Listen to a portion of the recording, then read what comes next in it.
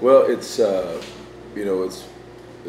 not good. This locker room was good. We had a good week of practice, but it's the same, really kind of the same story as last week. We didn't start fast.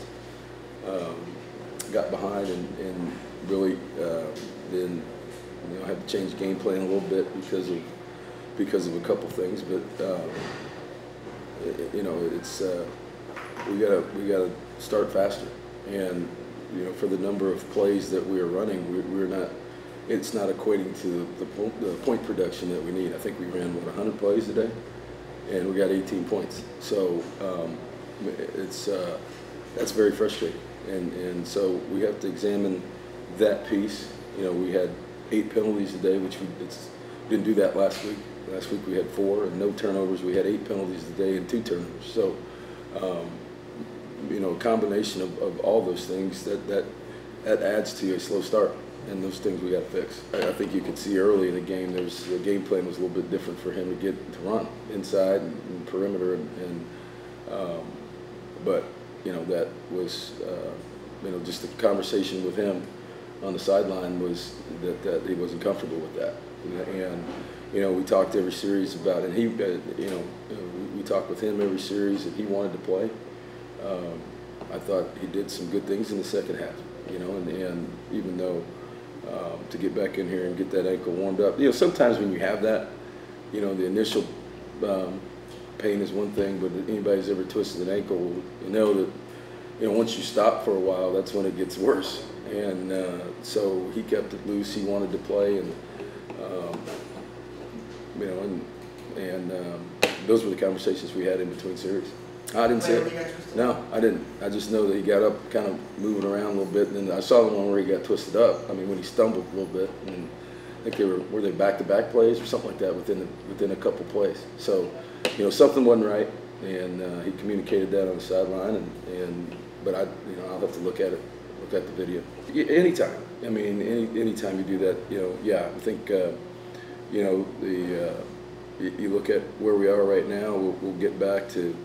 We got 4 new linemen, and we'll get Lath back this week.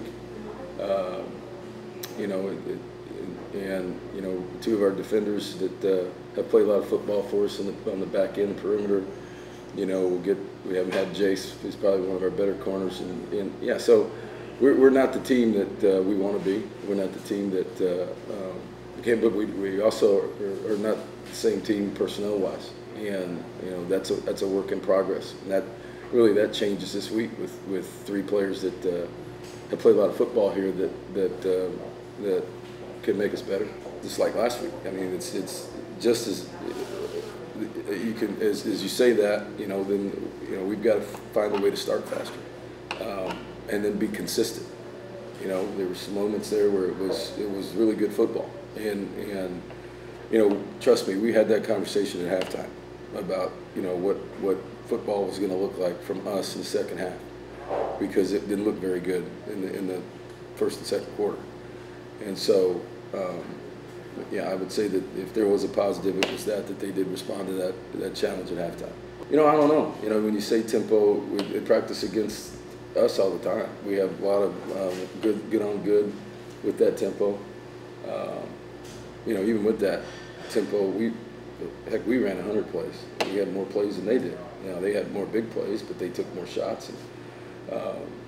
So it's a combination of the tempo and really, the deep throws.